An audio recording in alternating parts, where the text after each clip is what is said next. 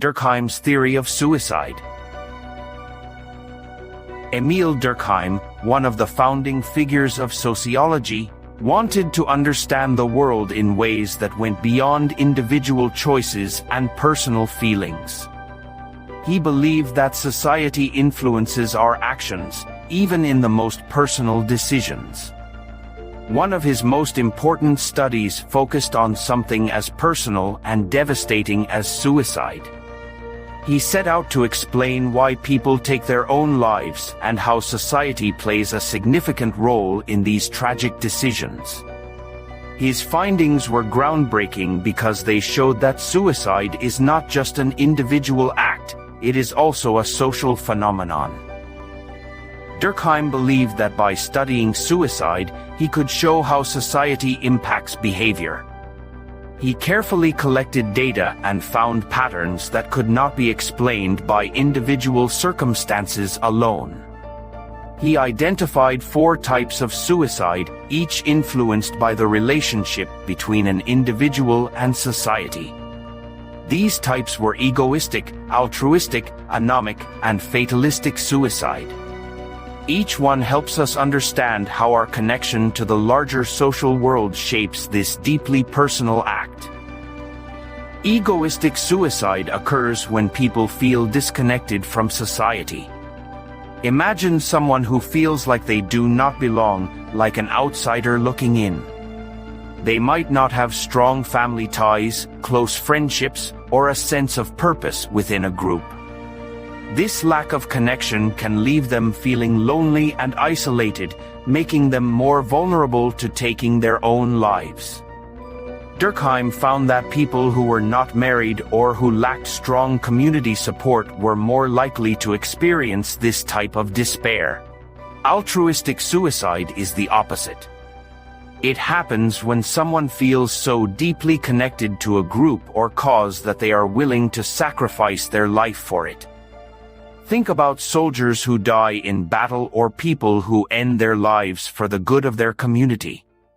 In these cases, the individual's sense of self is so closely tied to the group that they see their death as serving a higher purpose. While this might sound noble, it is still a tragedy, as it highlights the overwhelming pressure someone can feel to prioritize the group over their own life. Anomic suicide occurs when people experience sudden and overwhelming changes in their lives, particularly when social norms and rules seem to break down. Imagine losing a job, going through a divorce, or living in a society that has just experienced an economic collapse. In these situations, people can feel like they have lost their way, as if the world no longer makes sense. Without clear guidance or stability, they may feel hopeless and resort to suicide. The 4th type, fatalistic suicide, is less common but still important. It happens when people feel trapped in a situation where their lives are controlled by strict rules or oppressive circumstances. Imagine someone living under extreme authoritarian rule or enduring endless abuse. In these cases, the future can seem so bleak and unchangeable that suicide feels like the only escape.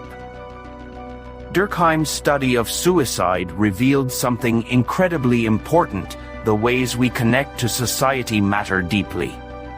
When people have strong social ties and clear guidance, they are less likely to feel lost or overwhelmed.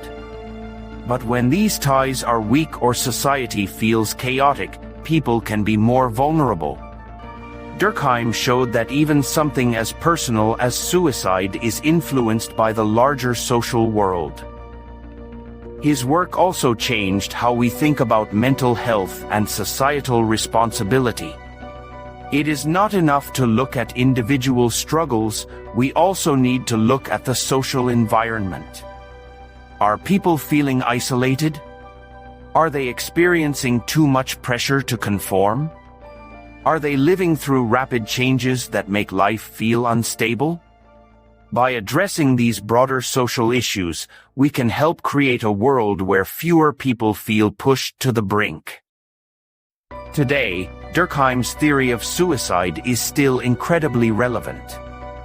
We see examples of his ideas in modern issues like the mental health crisis, economic uncertainty, and social disconnection. Understanding his work helps us see that solutions need to go beyond treating individuals.